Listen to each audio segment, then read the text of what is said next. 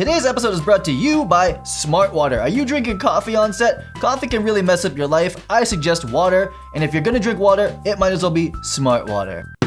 Just kidding. What is up? My name is Matt, working for Cinematography Database, and today we're going to be continuing our 101 composition series, and we're going to be looking at a simple scene with 4 people at a table, and I'm going to be breaking down and showing you how to cover this scene in pretty much the most straightforward way possible. There's a lot of things that can be done with a scene this complex. You can change the arrangement or the blocking of the characters, and then of course you can do a lot of different things with how you cover it, but I'm going to be showing you the most straightforward procedural TV, movie, safe commercial way of breaking a scene like this or covering it down into different shots, and I hope that you enjoy it and it's helpful for you in your projects.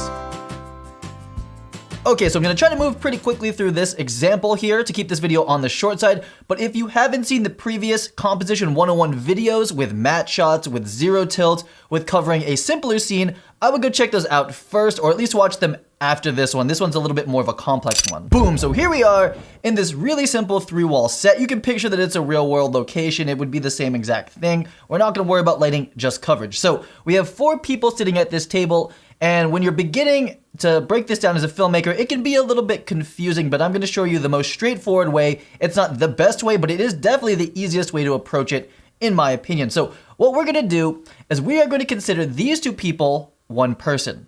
And we're going to continue these 2 people. We're going to consider these 2 people one person as well. So you can look at this scene like there's really only 2 people.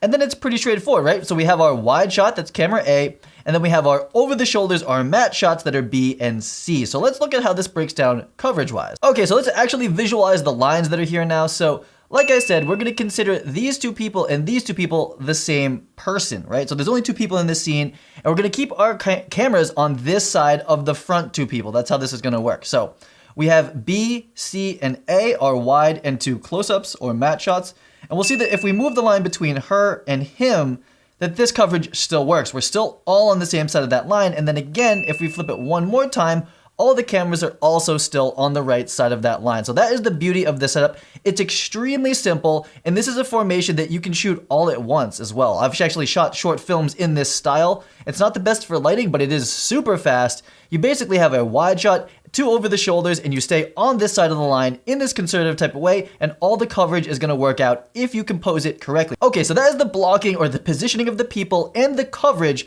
the positioning of the cameras. But let's look through each one of these cameras. There's a couple more things we need to point out. We're not done just yet. So let's look through camera A. All the cameras represented here in Cine Designer are representing a 16:9 6K Red Dragon, and this is a 50mm lens that we're looking at this wide shot. And the thing to keep in mind is that both of these people are on frame left, looking frame right. It's kind of a crappy arrow. And both of these people are on frame right, looking frame left. And we're gonna keep that consistent through all of this coverage because we have kept all the cameras on one side of the line, no matter who is talking to who, sort of. But we'll look at that last example at the end. As we move into camera B, this is the 2 shot of this couple, and I'll cut back to this so you can see it. That's camera B over there doing this shot.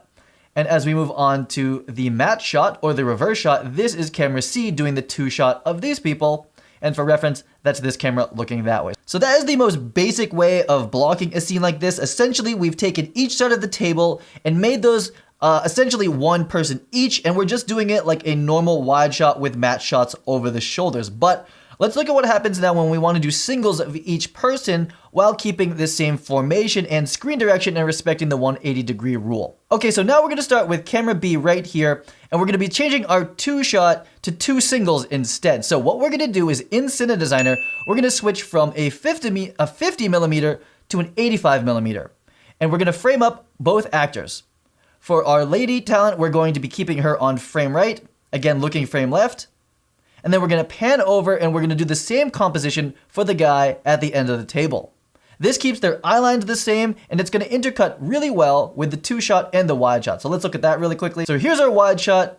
We cut to our 2 shot, and then we can also cut to our single and our single. Now you might not want to edit these exactly together, but at least their eye direction and their placement in the composition is consistent throughout this edit. Awesome, let's do the same thing for camera C. In Cine Designer, we're going to zoom into an 85mm from a 50mm. We're going to raise the camera slightly up, and we're going to pan left to keep our female talent on the left side of frame, And when we pan to the right, we're going to be also keeping our male talent in the blue shirt, again, on the left side of the frame, looking to the right. That, in my opinion, is the most straightforward way to cover a 4-person dinner scene. They're not all going to look like this, but a lot of them do. And a lot of the coverage will look just like this. So let's do a quick Photoshop edit to see what it kind of edits like. And then we're going to also look at one variation that kind of breaks this thing, but I'll show you why we have to do it. But let's do the edit real quick. We start in our wide shot, and we cut to this couple. And we get to know them. We cut to the other side, and then all of a sudden, we go to her close-up, and she's saying something particular. And she's talking to the woman across the table, so we cut to her. And they have a conversation, and maybe we cut back to the wide shot to reorient each other. From there, what we can do is jump into his close-up, and I guess, you know, the guys are talking to the guys, and the girls are talking to the girls, so they're talking to each other, just like that. And on the reverse of this one, we cut to the 2-shot and they both react to each other. So that's how this kind of coverage is going to work out. Again, everyone's playing it really safe. They're on their side of the lines. But the question becomes now, what happens if these two people are talking to each other in close-up? So with the coverage we have now, we could play the dialogue in close-ups here. You could cut to this shot and then cut back to that for his reaction. You could also kind of cut between these two here.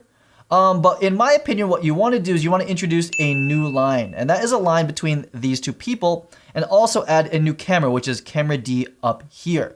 So let's look what the difference is here. We're going to go to look through camera C. So this is back to our 85mm, and what we've done is we've put him on the right side of the third here, so that when we cut with camera D, they're on the right sides as we cut between them. This doesn't always have to happen, but you can basically do shot C from the same position. You just have to compose it a little bit differently. You have to make sure that he's on the right side of the frame. And if you technically want to match the shot, if you watch the match shot video, you need to place camera D on the, the equal distance and equal framing and focal length, everything as camera C. And when you edit those together, it's going to look like this. And then from here, you can still basically cut right back to this shot, or this as well. It's still going to work out. But that's how you're going to cover it if you wanted to have dialogue between two people on the same side of the table. All that talking just made me dumber. I need some more smart water. I'm so much smarter now. So that wraps it up for this video, for this example. Again, 4 people at a table, you can do it a lot of different ways. So there's blocking, which is how you position the people, and then there's coverage, how you position the cameras. And if you guys really like this example and you want to see even more examples, give this video as many likes as you possibly can. I don't have a goal count for it. The most my videos get at this point, the absolute most likes they ever get, is 1,000 likes. So if we get even anywhere near close to that, I will know that you want to see more of these videos, and I'll do more examples of coverage at tables. A little boring, but it's pretty common in movies, TV, and commercials, so it does make sense to understand it, in my opinion. If you're new to the channel, I would love for you to subscribe to it. We have more content like this, camera reviews. I go into the actual real world and do things sometimes. It's not always in the attic. We have a lot of cool things, and we've got an even greater community here, so I'd love for you to join and subscribe and take place in all the fun. In the comments below, have you used this type of coverage before for a 4-person scene? Have you seen it in movies and TV? I love to find examples of it. I can't show them on the channel, but if you have references to that, I'd love to see those and have those shared with the community. And if there's other ways of covering table scenes like this, I'd also love to see that, and perhaps that will influence the next video I make in this series.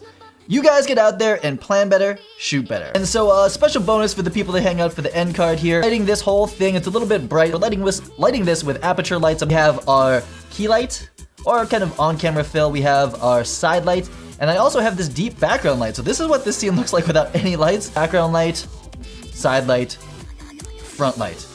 That's how we light.